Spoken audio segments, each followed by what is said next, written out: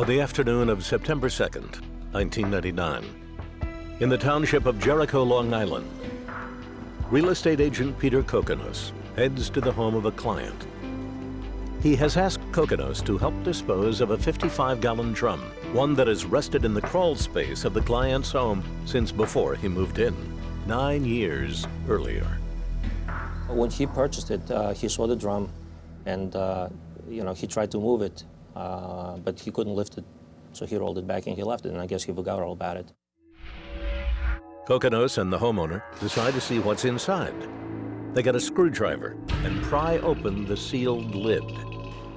We got a little surprised because I looked inside. There was another drum upside down, which it was deteriorating, it was corroding. And then we start smelling, an awful smell. Not entirely sure of what they have discovered, the men close the lid and call the cops. Within minutes, Nassau County Police arrive and confirm there is a human body inside the barrel. Detective Sergeant Robert Edwards and Detective Brian Parpan are called to the scene. We sealed the drum up, called the medical examiner's office, made the notifications we had to make to move the drum into the medical examiner's office for a further inspection and autopsy.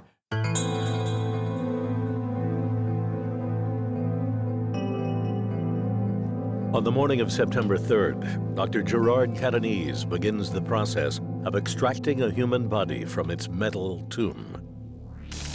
After draining off a green industrial liquid and removing thousands of small plastic pellets, Catanese finally gets to the human remains. She was a female. She was of a young age. We'd felt 20 to 30 the day of the autopsy. She was either white or Hispanic. We weren't sure. These were the first things that we picked up. This abdominal... Catanese x-rays the body and discovers that the victim was nearly 9 months pregnant at the time of her death. A death caused by blunt force trauma to the skull. The barrel's airtight seal has completely mummified the remains, making fingerprint identification impossible. The victim's dated clothing, however, suggests her death occurred not months, but years earlier. The first clues came when we started to see the personal effects, and some of the items looked like they had dated back to the 60s. Alongside the body, Catanese finds a small purse. Inside it, an address book, and the detective's best chance of identifying their victim. Detective Parpan hands the address book off to Detective Joan Furtner, a forensic document examiner. When paper gets wet, it becomes very fragile. And so I was very delicate with it, and I couldn't really manipulate it or open the paper too much because I didn't want to cause any damage. While the examiner tries to coax a clue from the book, Detectives Parpan and Edwards dig into the history of the house where the body was found, identifying 4 different owners in the past 30 years. One owner in particular catches Detective Parpan's eye. And then as we were interviewing and going back through the owners of the home, we were told that Howard Elkins had been involved in a plastic flower company. Howard Elkins owned the house from 1959 through 1972. His line of work? Plastics manufacturing. A profession that fits well with the contents of the barrel that served as the victim's tomb. Parpan and Edwards trace numbers printed on the barrel to a defunct company, which in the 1970s frequently sold barrels to Elkins' plastics factory. Cold case detectives trace Howard Elkins to Florida, where a former partner gives them their first hint as to the identity of their woman in the barrel and why she might have gotten there.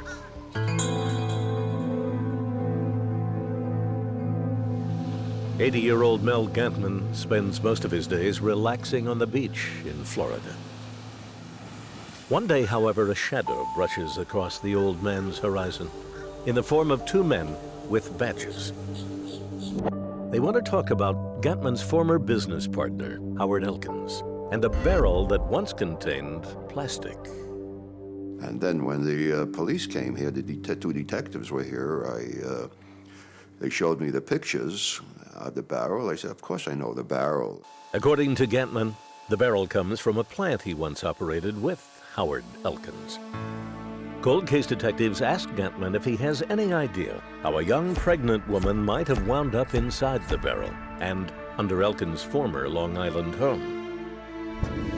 Gantman tells detectives the company used to manufacture plastic flowers, using young immigrant women as line workers. One of them, Gantman claims, became involved with Elkins. It did indicate that he was aware that at one time Howard Elkins had had an affair. And we asked him if he could describe the girl. She had that long hair and she had that exotic look, you know. She came from the islands and very, very attractive.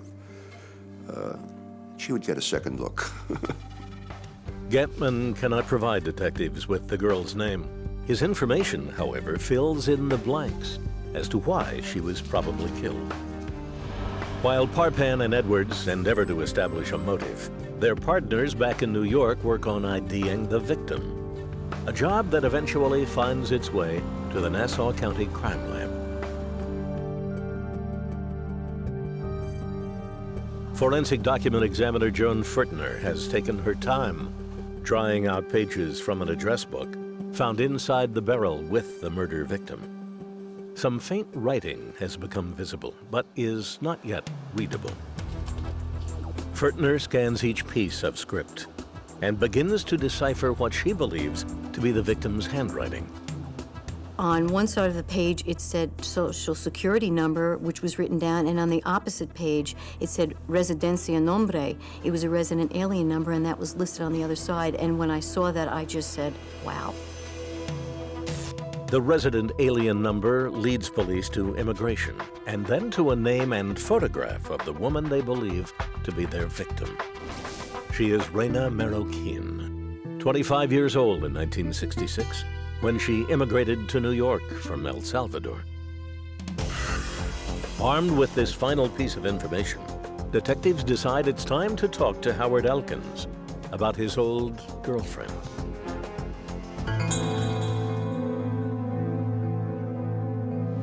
At 4 p.m., detectives Parpan and Edwards flash their badges through security at Elkins' gated community.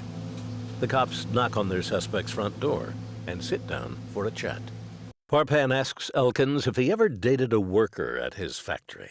And he told us that he did have an affair, but he couldn't even describe the girl. Cold case detectives believe Elkins is lying and hope to use science to prove it. They want to compare Elkins' genetic signature to DNA extracted from the unborn fetus found inside Reina Marroquin. If Elkins can be determined to be the unborn child's father, the case against him seems certain. When asked to provide a sample for testing, however, Elkins refuses and asks detectives to leave. So we'll be back and we're going to have a court order. We're going to take a sample of your blood and I'm going to match it up to the blood in that dead baby and that dead woman. And we're going to put you in jail for the rest of your life. You understand that, Mr. Elkins? And he just nodded his head.